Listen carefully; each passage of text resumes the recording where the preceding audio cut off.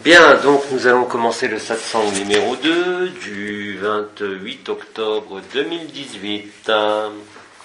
Eh bien, on t'écoute. Alors, j'ai une question pour le satsang.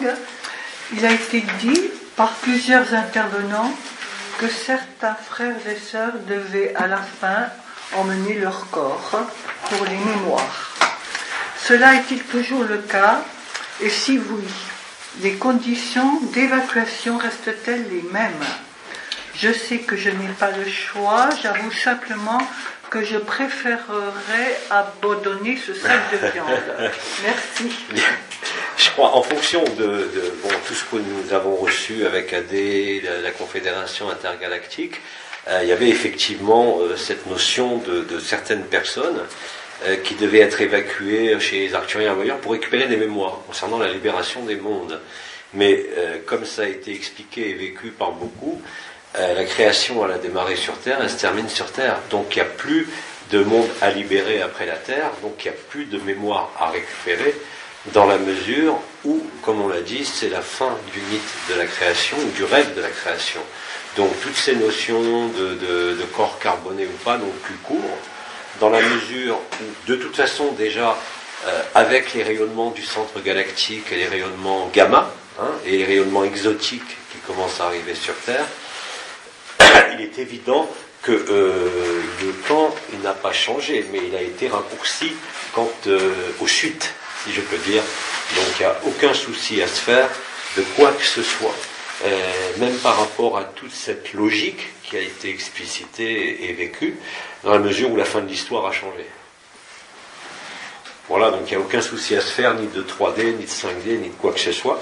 Parce qu'en définitive, comme je l'ai dit hier, la lumière est une fatalité, elle est inexorable, et quand il y a la lumière totale, quand il y a la béatitude, d'ailleurs, j'ai regardé la définition de béatitude, c'est un mot qui a été beaucoup employé hier, ça vient en fait de ce qu'on appelle les béatitudes qu'on retrouve dans l'évangile de Matthieu.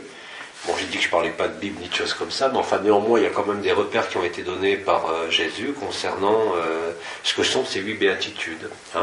Et bien évidemment, quand il y a béatitude, c'est la phrase aussi que je vous redonnais hier, que j'avais publiée sur Babouji, quand il disait la fin de la religion c'est le début de la spiritualité, la fin de la spiritualité c'est le début de la réalité, la fin de la réalité, c'est le début de la réelle béatitude, et la béatitude signifie voir Dieu ou la lumière face à face, et bien évidemment, là c'est plus de la résurrection, où on se réveille de quelque chose, on renaît de nouveau. Là, c'est carrément, il y a la béatitude. Quand vous êtes en béatitude, dans cet état de stase qui va se produire pendant les 3 jours, je vous garantis que même ceux qui sont dans les scénarios de la conscience, à s'amuser, à croire qu'ils font des choses et tout, ça m'étonnerait qu'il leur reste la moindre velléité de manifester la moindre forme dans quelque dimension que ce soit, parce qu'effectivement, dans cet état de béatitude, de Parabrahman, c'est un état qui est hors du temps et de l'espace. Et on a oublié de brancher l'enregistreur, mais c'est pas grave, dans cet état de béatitude, il n'y a plus de place pour quelque conscience que ce soit, quelque monde, quelque évolution, quelque désir que ce soit. Donc c'est pour ça que je vous disais depuis quelque temps de laisser les gens s'amuser avec leur conscience, pour ceux qui vivent encore la conscience multidimensionnelle et qui sont persuadés qu'il y a une trame pour un futur quel qu'il soit. Laissez-les, parce que de toute façon, et c'est l'expérience qu'on a vécue pour ceux qui se déplaçaient en conscience nue au mois de mai-juin, quand vous partez en conscience nue, vous vous consumez, mais vraiment.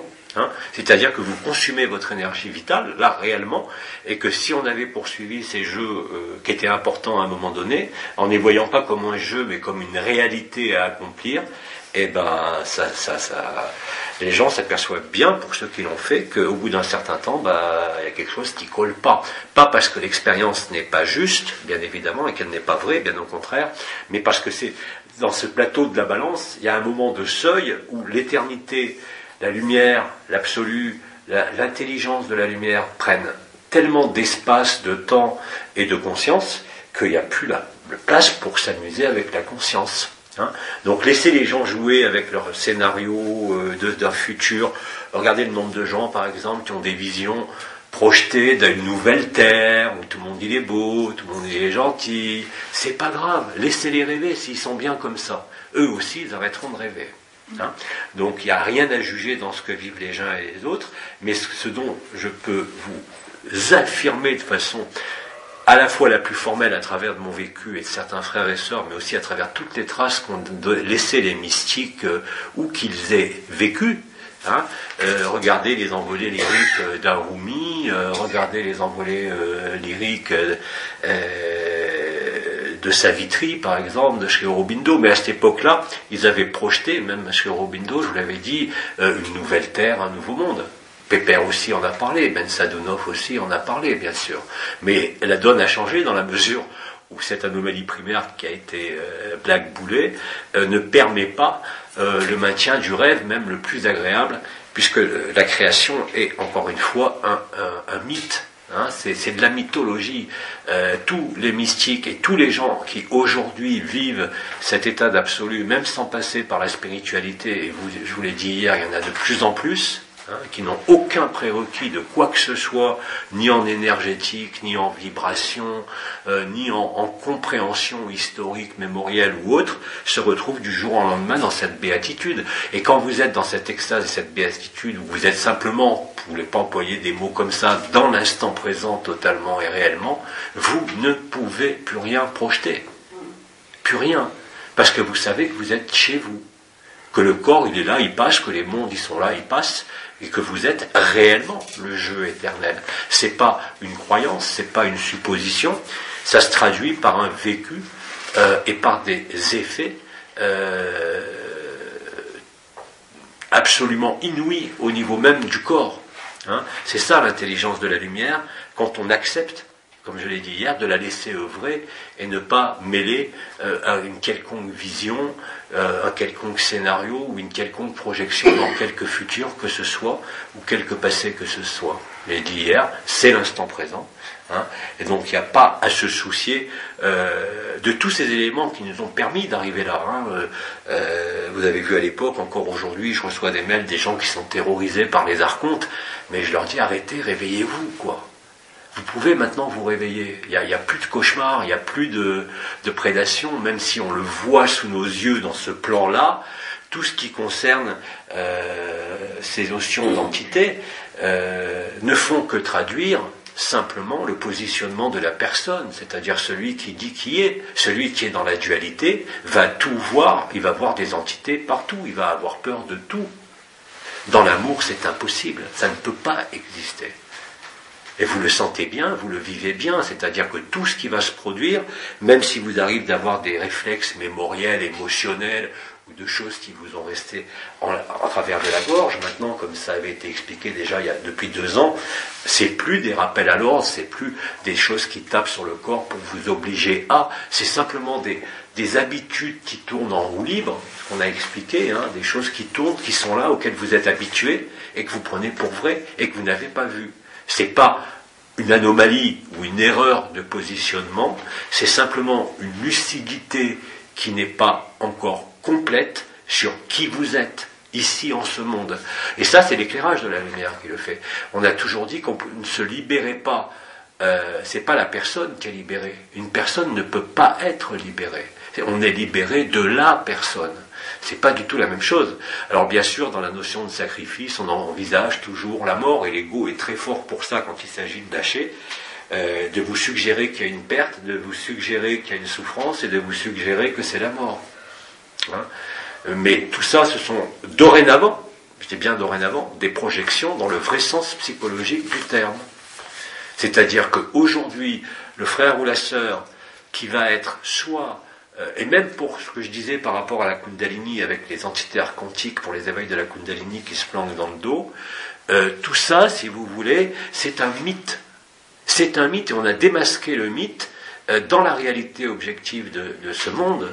À ce moment-là, cette conscientisation que, comme disait Bidi à l'époque, on n'est pas ce sac de viande, ce corps c'est un sac, la réfutation. Là, on n'a même plus besoin de s'appuyer sur cette notion de réfutation. Il suffit simplement d'être placé dans l'instant sans rien demander, comme je disais hier, de laisser traverser tout ce qui se produit. N'arrêtez rien, même quand vous avez une douleur. Je le redis à cette occasion. Bien sûr, des fois, il faut traiter, même médicalement, chirurgicalement, mais quoi qu'il se manifeste comme élément de souffrance, je ne parle pas de votre corps, mais de la souffrance qui est liée à ce corps, traversez-la, absorbez-la, si vous avez l'habitude d'absorber des essences, non pas pour la faire disparaître, mais pour la laisser par l'intelligence de la lumière, où que ce soit situé, si vous sentez les énergies, par exemple un nœud dans le ventre, un nœud à la gorge, une crispation dans le bas-ventre, n'importe quoi, laissez simplement le jeu spontané de la lumière, de l'intelligence de la lumière, s'évacuer. Et si vous sentez les énergies, vous allez le sentir, quel que soit le point de blocage. Je disais, par exemple, depuis 4-5 jours, il y a eu des énergies terribles qui ne sont pas les miennes, ni les vôtres, au niveau du plexus solaire, c'est-à-dire au niveau de l'émotionnel collectif. Pourquoi ? Parce que c'est très simple. On approche d'événements qui ont été programmés depuis des dizaines d'années par les Illuminati, les guignols, comme disait Pépère, et la date, elle est connue du monde entier maintenant, c'est le 1er et le 11 novembre, qui sont les dates du simulacre, comme je les ai appelées. Et ça, c'est d'être là, maintenant les gens s'aperçoivent qu'elles ont toujours été données, et que toutes les prophéties, où que vous vous tourniez là depuis le début du mois d'octobre, sont toutes convergentes et correspondent toutes, où que vous tournez vos yeux. Donc là, c'est même pas un événement cosmique ou un événement de la lumière, c'est l'événement du simulacre. Mais on a toujours su que l'événement du simulacre aurait lieu peu ou prou, et j'espère de façon la plus synchrone possible, avec le sacré. Vous avez par exemple, à titre informatif, sur CNN, le 26 octobre, il y a eu la divulgation. Vous avez eu une réunion des astronautes américains qui sont allés sur la Lune, avec ceux qui géraient les programmes spatiaux, qui confirment l'existence des extraterrestres sur Terre depuis 1948. C'est passé sur CNN à une heure de grande écoute. Donc réellement, la vérité s'est dévoilée le 26 octobre. Et maintenant, vous avez d'autres choses très importantes. Bon, vous avez ce que je vous ai dit par rapport aux dates du simulacre. Mais si vous regardez les événements planétaires, c'est même pas la peine d'en parler. Il n'y a que les aveugles qui les voient pas. Mais si vous regardez les événements cosmiques qui se présentent, c'est clair que là, tous les voyants du tableau de bord correspondant à l'événement sont allumés. Je ne peux pas vous dire mieux. Et là, c'est pas ni Nkana, ni Abba, ni JLA. Comme je vous le disais, c'est l'observation concrète et réelle de ce qui se déroule sur un plan concret et réel, même pas au niveau de l'humain, au niveau du système solaire. On vous le cache, bien évidemment. Alors Nibiru, par exemple, on parlait tout à l'heure, dans cette première question, sur ces notions de peur et de projection, de 3D et autres. Mais regardez... vous avez une multitude d'événements qui se produisent au niveau astronomique. Je ne parle pas simplement de la course des planètes, mais au niveau des modifications qui surviennent sur l'ensemble du système solaire, qui sont tout à fait concrets, qui sont un changement, un bouleversement d'ordre cosmique, qui correspond à quelque chose qui est parfaitement connu des astrophysiciens, de ceux qui dirigent les télescopes.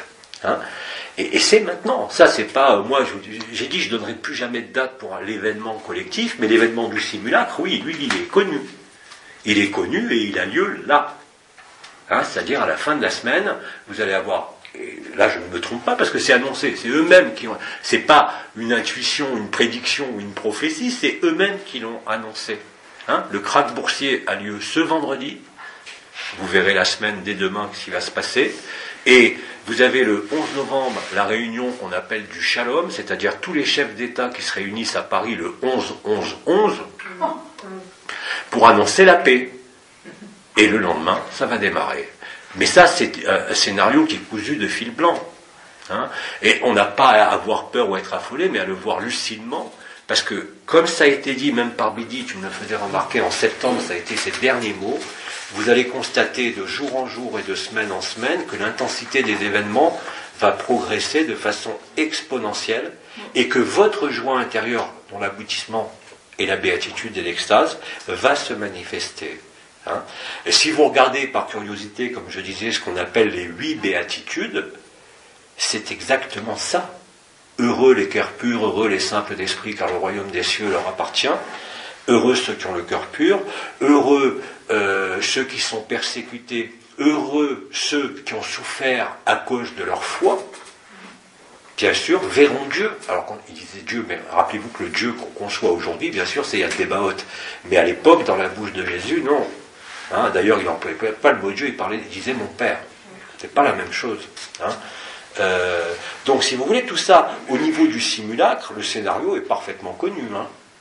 Parfaitement orchestré, parfaitement organisé, que ce soit depuis les textes de Weishaupt en 1776, ou plus proche de nous, ce que je vous ai dit hier, par exemple sur l'agenda 21. Allez lire, c'est en toutes lettres, c'est pas caché, c'est pas secret, c'est énoncé, on ne peut plus clairement.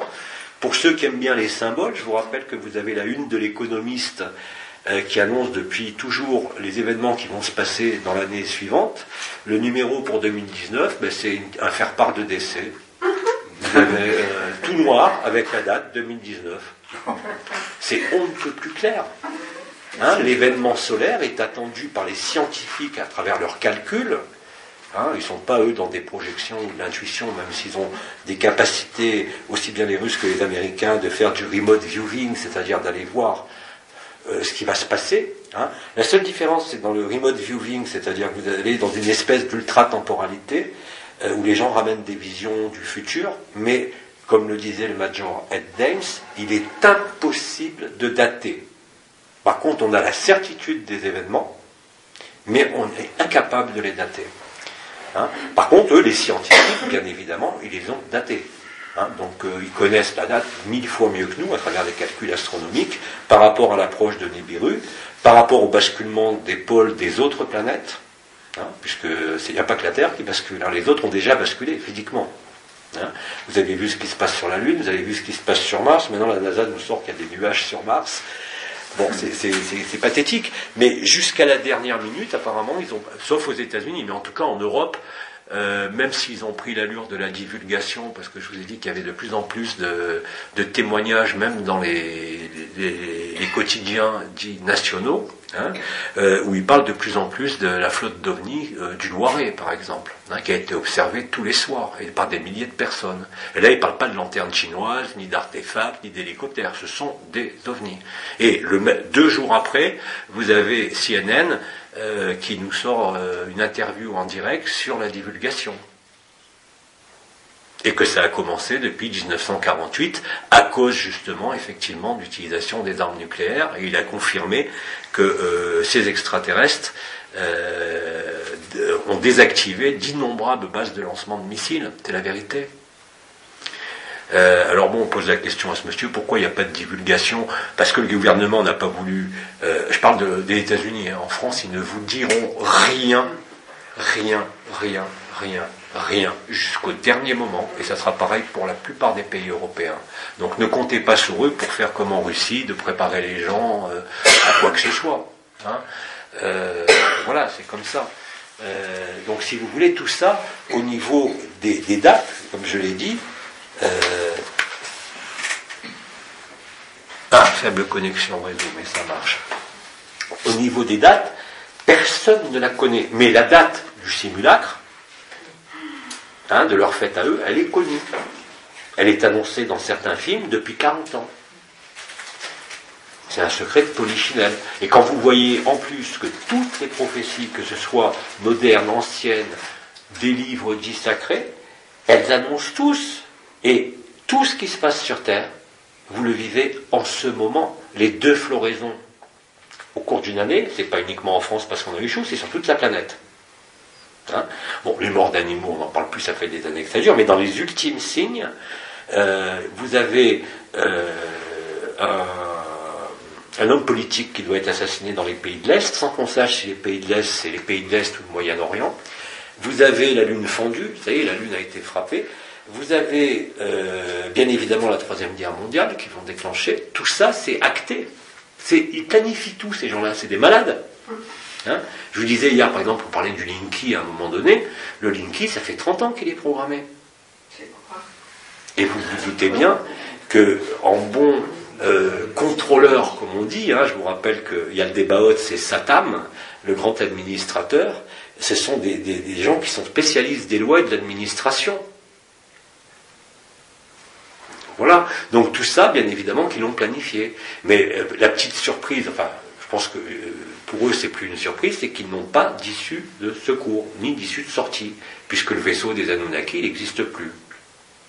Hein, donc, ne vous faites aucun souci.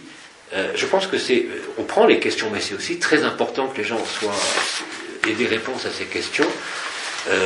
Mais aujourd'hui et chaque jour qui va passer, je vous garantis, comme on l'a dit et redit hier, que cette lumière, cette intelligence de la lumière, c'est une fatalité inéluctable.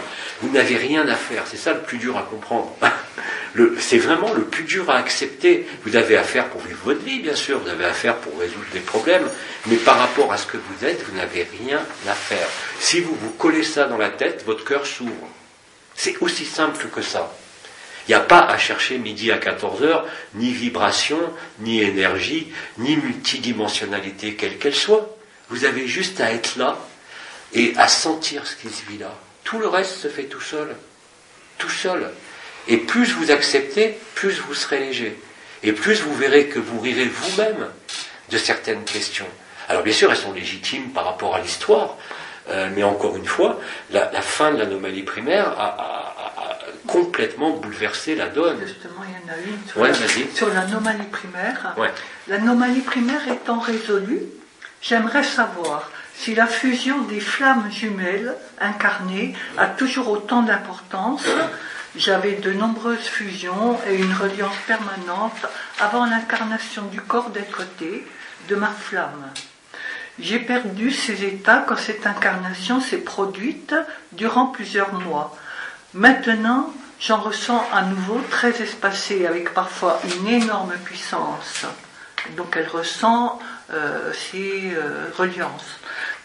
Je précise que je n'étais pas du genre à fantasmer sur une flamme, puisque j'en ignorais complètement l'existence. Après bien des doutes, j'ai demandé la réponse du cœur, préconisée par Oma, et la réponse inattendue dans la poitrine. Une immense explosion de joie. Mais depuis, je ne rigole plus du tout, tant la situation traîne.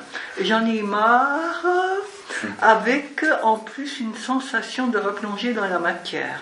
Ma flamme jumelle de son côté est pleine de bonne volonté, mais a du mal à abandonner sa personne, du fait de la situation matérielle, et ne comprend pas ce qui procède à l'inverse d'être. Voilà. Petite précision requise. Faisons-nous office de vase communicant, et si oui, jusqu'à ce que l'équilibre de chaque flamme soit atteint? Grand merci pour un éclairage. Alors il y a plusieurs questions là-dedans. Ouais. Bon, déjà on va résoudre la question des flammes jumelles. Bon, les flammes jumelles, comme vous le savez, ça concerne très peu de gens. Hein. C'est une autre forme d'anomalie, c'est-à-dire le même esprit qui s'est séparé. Hein, en deux. Voilà, donc des flammes jumelles se sont retrouvées, vivent ensemble, d'autres non. Mais là, c'est pas le problème des flammes jumelles. Ce qui est important de comprendre par rapport à qu'il en a marre, tous, effectivement, même sans rien attendre, et d'autant plus en vivant pour ceux qui vivent cet état qui a existé, mais qui apparemment chez lui a tendance à disparaître. Alors, quand ça disparaît comme ça, quand vous avez vécu déjà des extases, ou même de l'ultra-temporalité, ou la conscience nue, dans les années précédentes, c'était des expériences, ça ne durait pas, et qu'aujourd'hui vous ne le retrouvez pas alors que vous l'avez vécu, ça veut dire quoi? Ça veut dire simplement, il n'y a pas d'erreur, il y a simplement en vous, de manière consciente ou inconsciente ou subconsciente, peu importe, il y a quelque part encore une croyance en l'idée d'être une personne. Ça veut dire que vous n'avez pas vécu le sacrifice. Vous pensez encore quelque part, consciemment ou inconsciemment, que vous pouvez à travers votre personne, votre personnage et votre histoire être libre. C'est impossible. Si vous acceptez ça, je ne demandez pas comment je fais alors. Vous avez juste à conscientiser ça. on ne va pas reparler de la réfutation, parce qu'on n'a plus le temps de réfuter maintenant, mais on a simplement à se poser dans l'instant présent. C'est tout. Faites des alignements, baladez-vous pendant... bon, je vais arrêter, tant pis. Baladez-vous dans la nature, comme ça a été dit, faites le silence, regardez des films marrants, chatouillez-vous, je sais pas moi. Hein, buvez un bon coup, fumez un pétard, prenez de la DMT une fois, mais lâchez. Il n'y a pas d'effort à faire. Hein, si aujourd'hui, indépendamment des problèmes de la vie courante, hein, vous avez une chiasse, vous avez une angine, ça, ne mêlez pas la spiritualité ou quoi que ce soit à ça. Mais si vous le voyez, en plus, tel que ce frère le dit, il le voit, il en a marre, il a vécu la conscience nue, et puis là, il en a marre d'attendre, eh ben, c'est ce que je disais hier par rapport aux dates. Il y a des gens, moi je peux regarder ce qui se passe sur Terre, ça ne m'affecte pas. Il y en a qui n'ont pas besoin de regarder ce qui se passe sur Terre, ils sont heureux comme ça dans leur petit monde et dans l'univers. Ils n'ont plus besoin de s'intéresser à l'illusion. Moi, je ne m'intéresse pas en tant que partie prenante, mais simplement en tant qu'observateur de ce qui se déroule, parce que c'est un ballet. Autant, même moi, avant 2012, malgré ce que j'avais vécu, on pouvait se poser des questions sur les événements, tout ça, mais là, c'est un ballet qui se déroule. Hein, on dit c'est le chaos extérieur, c'est la joie intérieure, mais si vous regardez objectivement avec les deux points de vue en même temps, c'est un ballet. Hein, c'est la fin du jeu, et ça se voit à tous les niveaux. Donc, pour ce frère, alors maintenant l'histoire des flammes jumelles aujourd'hui, c'est relatif, puisque de toute façon, tant qu'il y avait l'anomalie primaire, c'était fondamental, et d'ailleurs il avait été expliqué que, et d'ailleurs beaucoup de channels ou de médiums en ont parlé, c'est que la réunion des flammes jumelles ancrait sur Terre justement une lumière particulière. C'est-à-dire ce qui avait été séparé du même esprit, et ce qui est là pour tout, parce qu'il n'y a qu'un seul esprit, mais après dans la fragmentation, hein, ça va jusqu'à l'indéfini du nombre de consciences, qui sont tous des reflets de l'unique conscience, un hologramme. Vous avez ce principe des flammes jumelles qui était fondamental pour ancrer la lumière, non pas pour eux. Même si c'était très difficile dans certains couples de flammes jumelles, parce que c'est pas toujours facile au niveau personnel, mais cette alchimie-là, elle est terminée. Donc, bien évidemment, vous vous retrouvez, même en tant que flamme jumelle parfaitement harmonieux, c'est face à face, seul à seul. Il n'y a plus à ce moment-là de flammes jumelles qui tiennent, et d'ailleurs c'est ce qu'il exprime, où les deux ne se séparent pas, ne sont pas en conflit, mais chacun doit assumer sa trame temporelle maintenant, pour retrouver au moment final effectivement cette fusion qui sera en fait commune à tout le monde. C'est-à-dire que la fusion des flammes jumelles qui avait été explicitée en 2012 trouve aujourd'hui un aboutissement, mais à l'échelon total de toutes les consciences. Hein, et là, on pourrait dire qu'au-delà de la flamme jumelle incarnée ou pas incarnée, nous rejoignons notre flamme jumelle comme le soleil est réabsorbé par son jumeau. Hein, et d'ailleurs, ce qu'on vit sur Terre, vous avez l'ensemble de notre système solaire, je vous l'ai dit, je le redis, c'est important, vous trouverez des vidéos de cette astrophysicienne chez Ben Diarno, c'est une vraie scientifique, hein, c'est pas une astrophysicienne ésotériste, c'est une astrophysicienne qui démontre, ne serait-ce que par les observatoires héliosphériques, que notre système solaire est réellement en train d'être mangé, comme nous on se mange les uns les autres. Comme on a le trou noir au milieu de la poitrine, le trou noir il est dans notre système solaire. Et tout le prouve. Les enregistrements ionosphériques, les enregistrements magnétosphériques, les séismes sur Terre, les modifications, enfin tout. On ne peut pas vous dire mieux. Hein. Et bien évidemment, ils ne veulent surtout pas que ça se sache jusqu'au moment que eux ont décidé. Hein. Parce que, bien évidemment, tout le monde a connu les calendriers mayas, les trucs de 2011, de 2012, mais il a fallu effectivement tout ce temps pour arriver à cette fissuration du monde enfermé pour que la lumière puisse se déployer en totalité, de manière d'abord extérieure sur l'écran de théâtre. Tout ce que vous voyez, quand on disait que Pépin se déposait, vous aviez les réseaux entre les villages elfiques, hein, les vrais réseaux sacrés, multidimensionnels, et puis vous aviez aussi toutes ces forces de prédation qui tournaient en boucle, même si elles ont été blackboulées il y a longtemps, qui correspond simplement au rêve collectif par lequel on est tenu. On est tenu uniquement, je vous l'ai dit aujourd'hui, il n'y a pas de limite à la conscience, puisque l'anomalie primaire n'est plus. La seule limite n'est même plus vos erreurs de positionnement, n'est même plus quelconque aspect karmique ou des colères ou des choses non résolues. Si l'éclairage va évacuer les choses qui restent au niveau personnel, que ce soit par des rêves ou autres, en général maintenant il n'y a plus de maladies qui sont liées à quelque chose qui n'a pas été vu. C'est juste ces cercles d'habitude. Pourquoi on a tant insisté depuis le début d'année sur ces notions d'habitude? Parce qu'il n'y a rien de plus terrible qu'une habitude.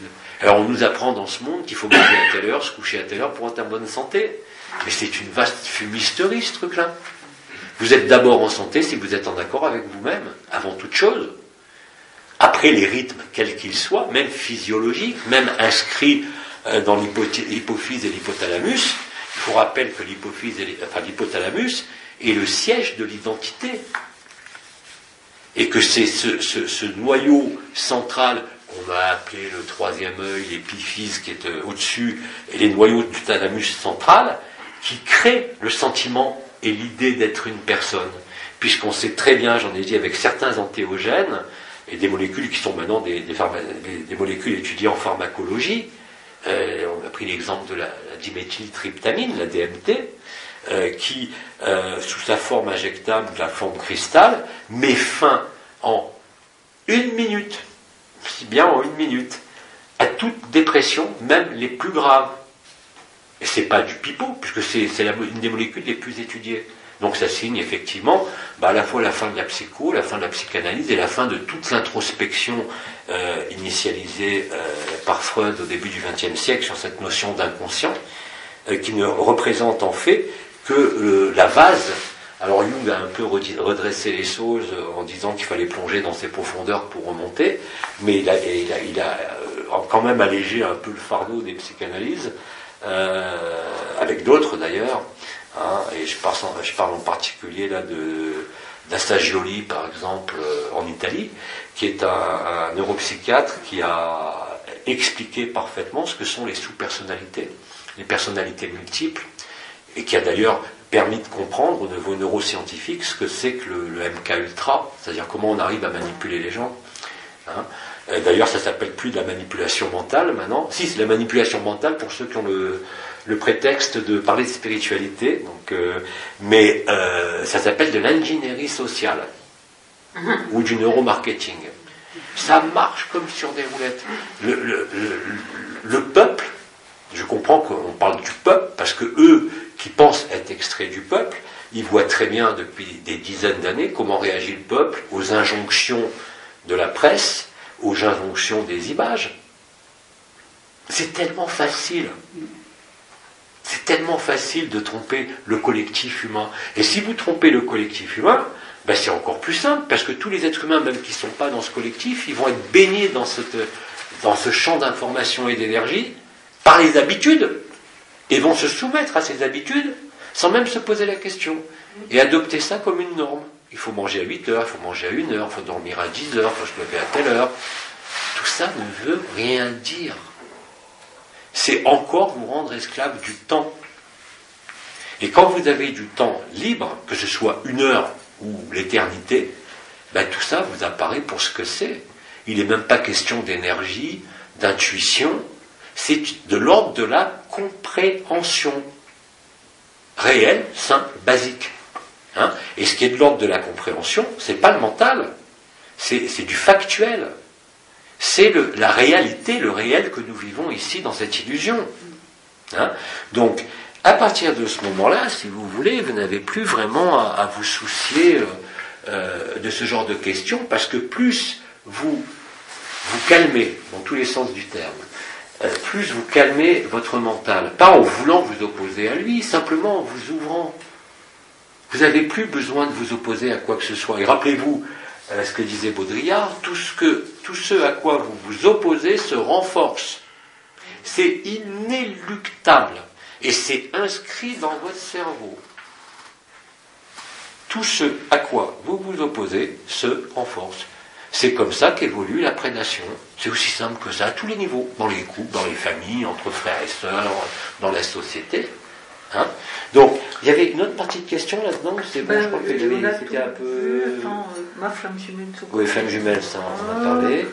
Alors, en avoir marre, au contraire, plus vous allez en avoir marre aujourd'hui, pas en cherchant une date, parce que ça va vous mettre en colère, mais plus vous exprimez votre personne par rapport à ce que vous avez vécu, non pas une impatience, mais effectivement une certaine forme d'en avoir marre, non pas parce que vous cherchez une date avec inquiétude, mais parce que la comédie a assez duré. Hein. Là, vous créez, et je crois que j'ai dit d'ailleurs hier, cette tension vers l'abandon dont avait parlé Hildegard de Bingen. Vous avez vécu un truc, vous savez que c'est la vérité. Alors ceux qui sont installés là-dedans, ben, c'est la béatitude, mais ceux qui l'ont vécu à un moment donné, ils ont l'impression que ça disparaît, ben, ça fout les boules, il y a le cas de le dire. Et c'est le fait d'avoir les boules, ou pas de chercher, puisque vous l'avez vécu, vous savez ce que c'est. Vous ne cherchez pas dans la spiritualité, vous savez que vous avez vécu quelque chose qui est réel, vous savez que c'est la vérité, et puis ça semble s'éloigner, comme il dit là. Et ça, effectivement, ça fout les boules, ça donne une exaspération. Mais l'exaspération, le fait d'en avoir marre, crée aussi ce feu par friction. Or, le feu par friction qui déclenchait des cancers dans le corps, aujourd'hui, il est balayé par le feu igné. Il nourrit le feu igné. Parce que l'anomalie primaire n'est plus là. Hein. On pourrait parler pendant des heures sur l'anomalie primaire, mais j'essaye d'éviter, si vous voulez, de vous replonger dans des éléments historiques, même par rapport à ça, ou même de compréhension. Ce que vous avez à comprendre, c'est ce que vous vivez, non pas en tant que personne, mais à comprendre que vous êtes antérieur, même si vous ne le vivez pas et que vous ne pouvez pas l'expliquer. Donc quand on dit c'est de l'ordre de la compréhension, hein, c'est d'imaginer, de supposer que c'est possible. Hein. Or, tant que vous avez les voiles de la morale, des croyances, des maîtres, des gourous, des enseignements, de n'importe qui, de votre mari, de la femme, du voisin, vous ne pouvez pas être libre. Parce que la vie vous montre que, et de plus en plus clairement, que c'est simplement l'habitude que vous avez prise, ou une forme d'acquiescement, parce que vous en avez marre de quoi que ce soit, qui est ça, c'est ça le manque de lucidité. C'est pas une erreur, c'est pas une faute, c'est quelque chose qui n'est pas encore éclairé. Or, aujourd'hui, avec l'intelligence de la lumière, laissez-la vous éclairer. Et d'ailleurs, c'est ce que constatent tous les frères et sœurs qui vivent, qui ont vécu même par moments cette joie, je ne parle même pas d'extase ou de béatitude, cette joie qui est le marqueur de l'amour, c'est évident qu'ils le voient, et on le voit de plus en plus facilement, tout le monde. Vous voyez bien les moments où vous n'êtes pas bien, peu importe si c'est les énergies de l'environnement, comme il y a eu il y a 4 jours sur le plexus solaire, mais qu'est-ce que vous faites dans ces cas-là? Vous vous emparez de la douleur pour comprendre, ou vous faites comme j'ai dit, vivez les choses, vous comprendrez après. Vivre les choses, ça ne veut pas dire les comprendre. Hein. Vivre les choses, ça veut dire les accueillir et les traverser. Ça ne veut pas dire s'en emparer à bras-le-corps et vouloir réagir. Tout ce à quoi vous vous opposerez dans votre vie, je ne parle pas uniquement au niveau spirituel là, hein, tout ce à quoi vous vous opposez ne peut que se renforcer. C'est une loi, ça avait été trouvé à l'époque par Baudrillard, Bataille aussi en a parlé, Georges Bataille, mais c'est quelque chose qu'aujourd'hui est totalement validé dans les neurosciences comportementales, parce qu'on a les preuves visuelles au niveau du cerveau de ce qui se passe. Hein. Tout ce à quoi vous vous opposez se renforce, et la théorie de la plainte, comme je disais hier, vous renvoie systématiquement tout ce que j'essaye de faire revivre de mon passé, qui est pourtant causal, réellement. Vous avez vécu, vous êtes comme ça aujourd'hui, parce que vous n'êtes pas, tout le monde est capable de le voir, c'est pas de relier que ça a été vécu, aujourd'hui de plus en plus facilement, par exemple à un événement ou un problème relationnel, père-mère ou autre. Hein. Mais vous le voyez, mais si vous êtes encore affecté aujourd'hui par ça, ça veut dire quoi? C'est que quelque part en vous, pas dans ce corps, mais dans votre conscience, dans un de ces aspects, il y a encore, non pas une blessure, mais des habitudes par rapport à ça. Donc il n'est pas demandé de s'opposer, ni même d'aller rechercher dans le passé, parce que la solution est dans le présent aujourd'hui, plus que jamais. Avant, vous aviez un problème, je ne sais pas, moi, un problème de viol par le père, vous pouviez dire je suis dans le présent, tout va bien, vous pouviez vous le répéter pendant 20 ans, ça ne changeait rien. Hein. Ça ne pouvait pas changer. Donc, bien évidemment, à ce moment-là, il y avait un besoin d'introspection, de retrouver, bon, en comportementalisme, on appelle ça les mythes fondateurs, ou les scénarios cognitifs de vie. En psychanalyse, on va appeler ça l'inconscient avec toutes les théories freudiennes sur le pipi-caca et la sexualité. Mais aujourd'hui, c'est plus ça. C'est plus ça. Hein. C'est simplement une question de lucidité. Pourquoi on emploie ces mots là, par exemple, hier, j'ai eu la curiosité de regarder, et c'est même pas moi, c'est les Brésiliens, ils sont très forts là-dessus. Ils ont recherché où est-ce que pouvait apparaître dans certaines canas le mot béatitude. Parce que c'est la première fois que hier, je me suis retrouvé à employer ce mot-là. Eh ben non, il y avait des canas, effectivement, dès 2008, où ils parlaient de cette béatitude qui allait se manifester à la fin. Vous voyez ? Donc on a un balisage complet, et qu'à l'époque, personne n'avait vu ça. C'est que maintenant, c'est comme dans certaines prophéties, les prophéties de Nostradamus, on les comprend qu'après, ou pendant, mais pas avant. Hein. Là, bien évidemment, il y avait l'aspect vibratoire qui était essentiel. Hein. Ça, tout le monde l'a vécu, hein, quand vous disparaissez, quand vous écoutez une cana, mais le sens de la compréhension de ce qui était écrit littéralement apparaît vraiment aujourd'hui. Par exemple, les concepts d'abandon à la lumière. À l'époque, on a passé des mois avec des questions sans arrêt, parce qu'on était tous persuadés dans le cheminement spirituel, même moi, qu'il fallait tenir à cette spiritualité, qu'il fallait faire des efforts, qu'il fallait progresser, qu'il fallait élever les vibrations. C'était vrai à cette époque. Mais pour permettre justement d'être affranchi de ça. Hein. Et c'est le cas depuis le mois de juin. Hein. Donc tous les habitudes, tous les réflexes archaïques qui sont inscrits dans le cerveau reptilien, tous les réflexes dits automatiques qu'on fait sans s'en rendre compte, parce que ça nous facilite la vie, c'est la vérité. Et c'est efficace. Quand vous conduisez une voiture, vous apprenez... Là, je répète cette phrase que j'ai compris avec la théorie de l'information. La conscience procède toujours par 3 phases. Que ce soit l'apprentissage de la marche, que ce soit les problèmes, quels qu'ils soient au niveau psychologique. Vous avez ce qu'on appelle un mécanisme est intégré au niveau de la conscience, qu'on appelle automatique à ce moment-là, quand, il y a 3 phases successives, analyse, synthèse, intégration. Et là, aujourd'hui, je peux rajouter dépassement. L'analyse, vous apprenez à conduire. Vous apprenez à quoi sert le volant, à quoi servent les pédales à gauche, à droite, et ensuite, il faut que vous les maîtrisiez. Vous prenez des leçons, vous commencez à maîtriser la conduite de votre voiture, là, en l'occurrence, c'est de votre corps et de votre vie, c'est la même chose. Hein.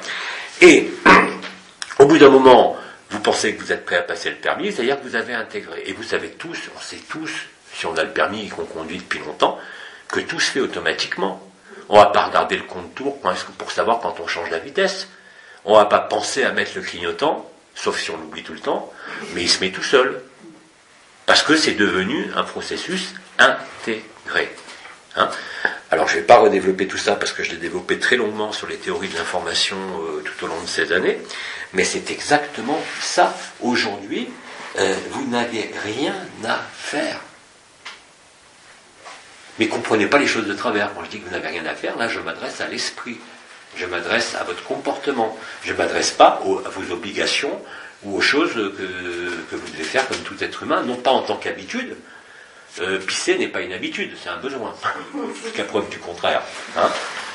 Là, je parle vraiment des habitudes comportementales de la vie qu'on mène sur ce monde, pas des besoins physiologiques, bien sûr. Même si après, ça peut entraîner des problèmes sur les besoins physiologiques. Mais au départ, c'est juste d'être lucide, c'est-à-dire retrouver cette autonomie et cette liberté. Ce n'est pas revenir et régresser au point de l'analyse de la conscience, c'est dépasser tout ça. Et vous apercevoir qu'il n'y a pas de conscience. Hein. Donc je sais parfaitement que c'est un discours, bon à part Nisargadatta et Bidi, c'est un discours qui n'a jamais été tenu dans la spiritualité. Je n'y peux rien parce que ce discours il colle aux faits. Il colle aux faits et il colle au vécu. Intérieur comme extérieur maintenant. Une synchronicité totale. Alors on va continuer. Alors il y a une question très concrète. Ouais. Cher Jean-Luc, face aux menaces fascistes et extrémistes dans mon pays, je voudrais savoir si cela fait partie des plans de la lumière ou s'il s'agit d'une forme de résistance à celle-ci. Alors, je répondrai simplement que ça soit que ça fait partie des plans de la lumière. De toute façon, c'est l'intelligence de la lumière qui est à l'œuvre. Donc, on doit répondre qu'effectivement, c'est l'intelligence de la lumière. Hein, et donc, ça fait partie des plans de lumière. Maintenant, si on veut considérer qu'il s'agit d'une forme de résistance à la lumière, les dernières résistances de l'inconscient collectif et des aspects patriarcaux, on va dire, de Yaldabaoth, de toute façon, comme je vous l'ai dit, la lumière est fatale. Donc, même la résistance à la lumière entraîne la lumière. C'est merveilleux. Ce qui n'était pas le cas avant. Hein. Quand il y avait l'anomalie primaire, la résistance à la lumière, elle entraînait des dégâts au niveau du corps. Mais là, comme il n'y a plus de barrage entre l'âme et l'esprit, du fait de la disparition de l'anomalie primaire, même si vous résistez, c'est ce que je vous dis, que vous résistiez, que vous rendiez les armes, que vous y croyez, que vous y croyez pas, vous n'y échapperez pas. Personne ne peut s'échapper. C'est clair, net et précis. Et là, je ne cherche pas ni à vous convaincre, puisque j'ai personne à convaincre. L'événement, il est à la porte. C'est tellement facile. J'ai rien à vous vendre. Hein, j'ai pas à vous emmener quelque part, mais simplement à vous montrer cette lucidité. Regardez-la objectivement. Et puis, en plus, vous allez vous apercevoir que si vous la voyez avec lucidité, vous allez en rire. Et ça a été dit, ça aussi, en septembre, plein de fois. Hein, c'est pas un rire de celui qui se réjouit de la destruction ou de la mort de gens, bien au contraire. C'est comme disait Bidi, quand sa femme est morte, il dansait de joie autour du cercueil. Et c'est normal, quand vous n'êtes plus une personne, vous n'avez pas de deuil à faire, parce que la mort est réellement une liberté. Malheureusement pas à l'époque, puisqu'il revenait. Hein, mais là, oui. Hein, c'est pas être pessimiste, au contraire, puisque vous le verrez chacun, et vous le vivez pour beaucoup déjà, plus vous acceptez, plus vous êtes en joie. C'est quand même paradoxal. Vous êtes vivant, vous n'avez plus peur de la mort, vous attendez cet événement, ou vous le pressentez, ou même vous le redoutez, et paradoxalement, dès que vous pensez à ça, vous sentez cet amour qui gonfle. Sur le plan de la personne, c'est complètement anachronique, complètement inversé. Sur le plan de la vérité, c'est la stricte vérité. Il n'y en a pas d'autre. Hein, voilà. Donc, à partir de là, ben vous faites quoi? Vous voulez vous taper la tête contre les murs? Vous voulez vous opposer à un événement cosmique? Vous voulez arrêter la pluie? Vous voulez arrêter le soleil? Vous voulez arrêter la course des planètes? Vous faites quoi? Il n'y a aucune échappatoire. Alors avant, bien sûr, dans les histoires qui nous ont menés jusqu'à ce point-là, on avait encore... Ah oui, mais moi, je vais aller, même moi, hein, je vais aller faire un tour sur Altaïr, je vais aller faire un tour sur mon origine stellaire. Tout le monde avait des plans, parce que c'était génial. Et ces plans-là nous ont permis, nous ont pas trompés, puisque c'était la réalité de l'époque, et c'était réel. Ils nous ont, au contraire, conduit, maintenant, à comprendre et à vivre, parce qu'il n'y a plus d'anomalie primaire, qu'on est indépendant de tous ces mondes, de toute cette création. On n'est que la joie pure, indépendamment de ce corps. Et d'ailleurs, pourquoi on pourrait dire, d'ailleurs, en termes psychiatriques, tous ces gens qui parlent d'amour, ou même de l'Advaita Vedanta, attendez, au niveau psychiatrique, là, ça s'appelle une dépersonnalisation et une déréalisation. Ben, qu'ils essayent de le prouver, qu'ils fassent des IRM, et ils verront bien que tous ces gens sont dans la vérité. Il n'y a pas besoin de discours maintenant religieux, de discours énergétiques, il n'y a pas besoin de discours du tout. Parce que c'est quelque chose qui se vit. C'est le vécu qui crée la réalité. Ce n'est pas les concepts. Parce que les concepts, ce qu'on appelle des cadres de référence, je peux vous en trouver sur ce que vous voulez, et qui fonctionneront sur le réel. D'ailleurs, même avec des erreurs, vous avez vu ce que ça a donné avec Jung. Hein, et on est dans la même problématique. On crée notre réalité. N'oubliez pas qu'on est des co-créateurs, même au sein de l'enfermement. D'ailleurs, on le sait bien. Si on va mal dans notre tête, le corps, il va souffrir. Donc on la crée nous-mêmes, notre réalité. Alors bien sûr, on a beau jeu de dire que c'est de la faute de l'autre, mais tant que vous remettez la faute à l'extérieur, que vous n'avez pas compris que c'est celui qui dit qui est pour n'importe quoi, je dis bien pour n'importe quoi, vous ne pouvez pas être libre. Hein, alors on va prendre les paroles des évangiles encore, bon, ça, c'est très clair comme ça, on continue. Il y a une autre petite question. Ouais. Je suis née au Canada, j'habite l'Arizona. En me référant à une canalisation d'Oma en juillet 2015 pour une personne qui est de sang A RH négatif, Est-ce que cette rareté affecte toujours négativement et cause des obstacles additionnels pendant la période présente? Plus du tout. Voilà l'exemple de quelque chose qui était tout à fait vrai, puisqu'on le sait maintenant même au niveau des facteurs Rhésus, qu'on a de l'ADN dit extraterrestre, ce qu'on a appelé l'ADN poubelle. Et en plus, quand on sait, maintenant c'est prouvé aussi que chaque femme qui a un rapport sexuel conserve l'ADN de tous ses partenaires, et pas seulement dans cette vie, dans toutes les vies. Vous imaginez un peu le boxon. Hein, ça fait des parties de l'anomalie primaire. Ça n'aurait jamais dû exister un truc pareil. Jamais. Donc, par rapport à ce qui est dit, non.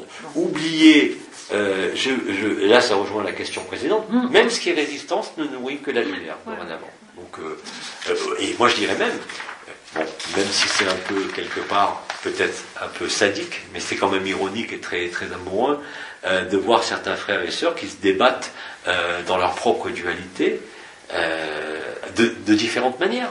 Parce que plus ils se consument par la résistance, ça consume au même titre que les voyages en conscience nue, mais plus vous allez vous consumer, plus le feuillier va prendre de la place. C'est merveilleux. Vous ne pouvez pas vous échapper.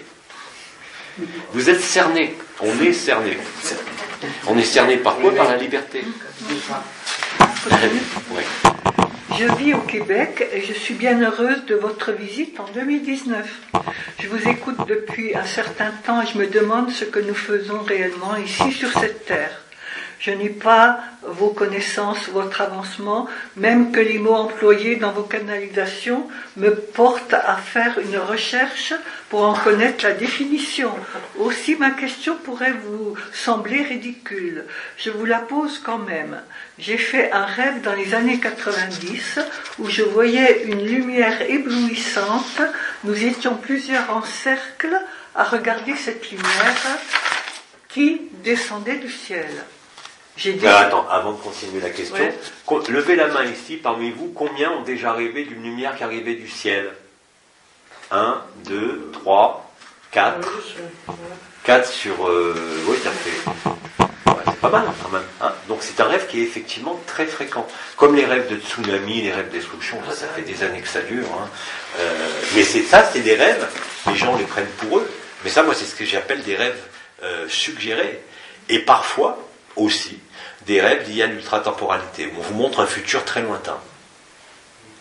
Mais ça, c'est très fréquent, les rêves de destruction, de tsunami, de lumière qui arrive.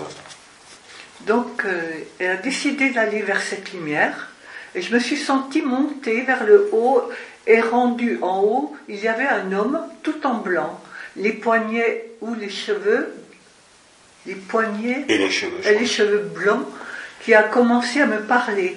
J'étais beaucoup trop excitée pour écouter ce qu'il avait à me dire. Je lui ai dit une seconde, je vais aller me chercher ma... Ah, ça c'est canadien. Ma gang, c'est ma famille.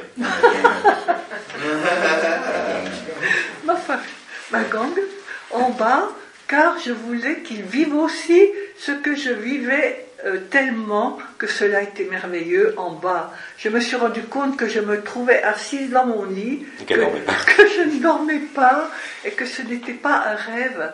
Toutes ces années, ce n'était pas un rêve toutes ces années futures. Je me suis demandé ce qu'il a bien voulu me dire. Peu importe ce qu'il a dit, l'important c'est l'expérience elle-même, c'est-à-dire la vision, hein, ou un phénomène... puisqu'elle ne rêvait pas, le diable même a été assise dans son lit. Donc c'est réellement une vision, hein, et un vécu multidimensionnel ou ultra-temporel de l'événement qui arrivera à la fin, comme c'est écrit dans la Bible d'ailleurs. Donc il peut y avoir aussi une connotation liée à certaines croyances, quand les appelés sont appelés un à un et venir laver leur pompe dans le sang de l'agneau, comme ça a été dit. C'est très imagé, mais ça correspond effectivement à ça, c'est l'ascension, à l'arrivée de l'ascension. Alors là, cette fois, c'est comment une personne ayant un surpoids de 30 kilos au moins, qui gêne dans le quotidien, peut-elle résoudre ce problème de poids? Là, on est dans des questions d'ordre nutritionnel et médical. Je ne vais pas revoir ça parce que ça va être trop long, mais j'avais déjà expliqué qu'en modifiant les règles alimentaires, en particulier en supprimant tout ce qui est les sucres, je ne parle même pas du gluten, des laitages, je parle du sucre, vraiment de tout ce qui est sucre lent et rapide, et de remplacer ça par votre alimentation, par un régime qu'on appelle cétogène, c'est-à-dire en absorbant énormément, voire exclusivement, du gras. Mais pas de la charcuterie, hein, attention. Là, je parle du bon gras noble. Donc en proportion adéquate. C'est-à-dire qu'il n'est pas question de manger que des graisses nobles. Il faut qu'il y ait un rapport 2 tiers, 1 tiers. Pas entre les oméga 3 et oméga 6, mais entre ce qu'on appelle les graisses saturées et insaturées. Vous allez faire passer votre métabolisme qu'on appelle en non-aérobie. Vous allez chanter ce qu'on appelle le cycle de Krebs au niveau de l'usine énergétique de la cellule qu'on appelle la mitochondrie. Et vous allez passer dans une consommation de vos propres graisses au bout d'une semaine, 15 jours. En mangeant du gras, c'est très fort. Hein. Donc, et ça, c'est mais je ne dis pas que ça va suffire, encore une fois.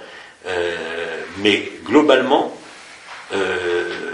déjà en changeant ces règles diététiques, maintenant, tous les problèmes médicaux qui peuvent être liés au poids ou causaux d'ailleurs, qui entraînent des problèmes de poids, là on n'est pas dans notre secteur. Je suppose que cette personne pose la question vu que la façon dont j'ai maigri durant ces années. Encore une fois, je pense que c'est pas uniquement j'ai fait un régime cétogène effectivement, mais j'ai aussi absorbé à l'époque, vous vous rappelez, on parlait beaucoup des champignons. Donc les champignons ils sont pour beaucoup et je pense que la lumière a un peu peaufiné les choses quand même aussi. Voilà. Que s'est-il passé sur la Lune? Jean-Luc a-t-il... Oui, il s'est passé quelque chose. Mais j'y étais pas. Donc on ne peut que constater les images qui sont arrivées. Alors comme je disais, il y a 3 possibilités. Alors selon Anana, bien sûr, alors ça c'est pour Mars. Pour la Lune, circuler, il n'y a rien à voir, ils nous disent. Il y en a qui parlent, vu ce qui s'est passé au niveau visuel, que c'est une bombe de 2 mégatonnes qui a explosé sur la Lune, ils sont très précis. Et d'autres qui disent que c'est météorite. J'en sais pas plus, mais il s'est réellement passé quelque chose sur la Lune cette semaine-là, oui, tout à fait. Alors c'est un peu... bonjour Jean-Luc, que pensez-vous des vaccins actuellement, ceux qui sont encore bien obligatoires actuellement pour les tout jeunes enfants? Merci pour votre réponse. Alors, c'est pas un délit de critiquer les vaccins, surtout quand on n'est plus médecin. C'est de la merde. C'est clair. Je ne parle pas de la vaccination, je parle des vaccins aujourd'hui. Parce que je vous signale quand même que ce n'est pas les Occidentaux qui ont invité les vaccins, c'est les Chinois, il y a 3000 ans. Donc ils vaccinaient déjà avec des croûtes de variole pour immuniser les gamins. Donc ils n'ont rien inventé. Mais à cette époque-là, il n'y avait pas de danger. Les vaccins du début du XXe siècle étaient sûrs. Bien sûr, ce n'est pas le vaccin ou la vaccination qui est en cause, c'est le contenu des vaccins. Et ça rejoint ce que disait le professeur Joyeux. Quand vous apprenez que les vaccins contiennent plus de 10 000 fois la quantité de glyphosate autorisée, quand vous apprenez que c'est rempli de thiomercazole, qui est un agent chélateur de tous les neuromédiateurs au niveau du cerveau, voilà. Chez les animaux, il n'y a pas de thiomercazole, il n'y a pas d'aluminium dans les vaccins. Ou alors faites-vous vacciner par des produits vétérinaires. Pour ceux qui aiment les vaccins. Mais bon, vous savez, en France, il y a un dogme, le dogme de la médecine, on n'a pas le droit on n'a plus le droit de parler de grand-chose en France, mais pour les vaccins, c'est une hérésie, oui, complètement. J'hésite pas à le dire et à l'affirmer. Je ne suis pas contre les vaccins au sens chinois, c'est-à-dire en prenant des particules virales désactivées ou des particules bactériennes désactivées et fragmentées. Ça, c'est la vaccination parfaite. Mais soi-disant les conservateurs, les agents ceci, cela dans les vaccins, ça non. Il n'y a plus de questions là-dessus sur les vaccins, c'est pour là-bas. Là, j'ai une question d'ici. Ouais. À quoi peut correspondre le fait d'avoir de plus en plus besoin de beaucoup de rien?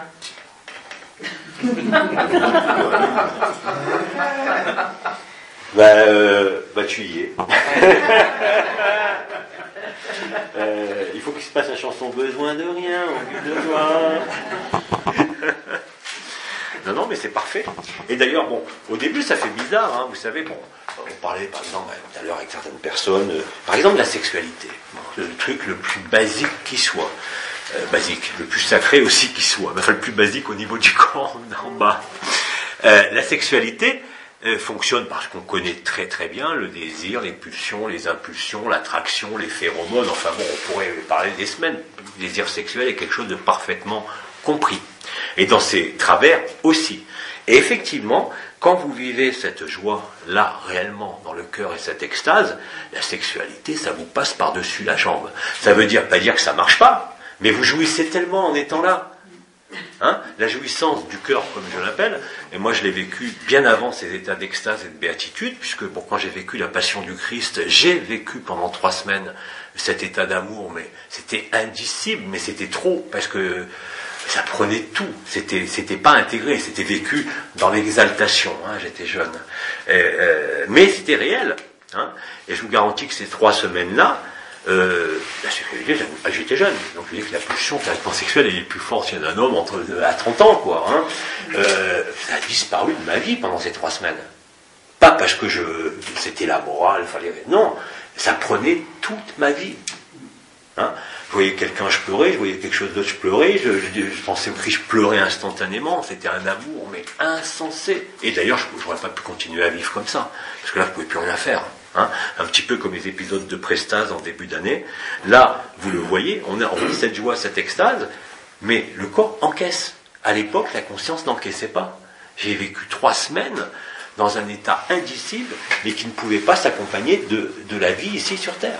C'était impossible, même d'aller travailler, c'était impossible de faire l'amour, c'était impossible de tout. Ouais. Et la masturbation? Hein? Et la masturbation? Oui, ça rend sourd. Non, pas ça. Alors que la nuque. Est-ce que c'est la même chose? Ben, attends. La pulsion sexuelle, elle peut être dirigée sur ce que tu veux. Traditionnellement, c'est un homme, une femme. Mais bon, elle peut s'exprimer à travers différentes travers, ou variations de sexualité, on va dire, le fétichisme, la sadomasochisme, on le sait, la zoophilie, le liberté. Enfin, il y a tellement de catalogues que, bon, c'est pas la peine de les passer en revue, ni même d'en parler, mais la masturbation aussi, pareil. Qu'est-ce qui fait que l'on se masturbe? Tu en as besoin, que ce soit pour relâcher la pression, ou parce que tu as envie, ou parce que tu sens que ça te fait du bien. Hein? Maintenant, encore une fois, ça ne veut pas dire que même quand le cœur est ouvert à cette intensité maintenant, vous n'avez plus de désir, mais ça ne veut pas dire que si vous êtes en activité sexuelle, vous n'avez plus d'activité sexuelle, simplement c'est vous qui décidez. Et vous n'êtes pas contrôlé par le désir, vous n'êtes pas contrôlé par un besoin physiologique ou psychologique, ou même naturel, hein, ça n'existe plus. Mais à ce moment-là, c'est vous qui décidez. Pas parce que vous avez une pulsion ou d'un coup vous voyez votre compagne, votre compagnon, vous avez envie. Non, parce que ça passe d'abord par le cœur, pour ceux qui vivent le cœur. Je dirais qu'à ce moment-là, les organes génitaux, c'est activité sexuelle, c'est juste un point de contact. On met le courant. Et le reste se passe ailleurs. Vraiment. Hein, et d'ailleurs, dans l'alchimie taoïste, hein, ou dans le tantrisme, c'est pareil. Il y a des techniques, hein, dans le Zhao Bishen, qui est un livre quand même très très vieux, auquel j'avais participé à la traduction à l'époque. Dans le Zhao Bishen, ils expliquent parfaitement les techniques du tantrisme. Après, ça a été développé, là c'est de l'alchimie taoïste, avec l'inversion de circulation. C'est très simple, hein, le tantrisme, hein, c'est pas la peine d'aller faire des stages pour se caresser et autres. C'est très simple, vous faites passer les énergies de devant derrière, c'est-à-dire que le vaisseau gouverneur qui est derrière vient devant, c'est-à-dire que vous inversez le courant. Et quand vous inversez le courant, qu'est-ce qui se passe? Comme je vous l'ai dit, les organes génitaux, c'est une prise. Et vous apercevez que vous ne sentez pas grand-chose par là, mais que tout se passe ici. Comme théoriquement, à l'orgasme, sauf que là, c'est pendant tout le temps. Et qu'il n'y a plus besoin de mouvement, le mouvement se crée tout seul. C'est très reposant.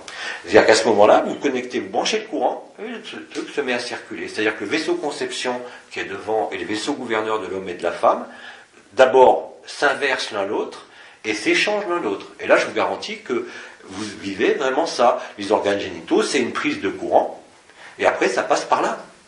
Sans compter, selon les positions, l'éveil de la montée dans le canal de l'éther qui se produit, selon les positions. Mais là, c'est de la technique, hein. On ne va pas parler de technique sexuelle. Mais encore une fois, par rapport à cette notion de désir, de pulsion ou autre, vous êtes aussi libre. Vous n'êtes plus soumis à ça.